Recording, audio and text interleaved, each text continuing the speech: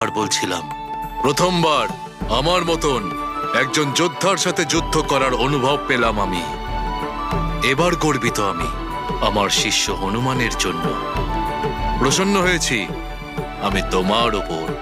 গুরুদেবের প্রসন্নতা শিষ্যকে শক্তি এবং ঊর্জাতে ভরে দেয় ভোলানাথ। হনুমান, যে আমায় প্রসন্ন করে তপস্যার দ্বারা অথবা সদাচরণ দ্বারা অথবা কোনো দক্ষতার দ্বারা, সে বর লাভ করার অধিকারী হয়ে ওঠে। এ মহাদেব কি করতে যাচ্ছেন?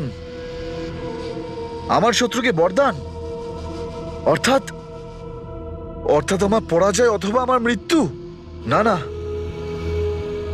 মহাদেব আমার সাথে এরকম করতে পারেন না।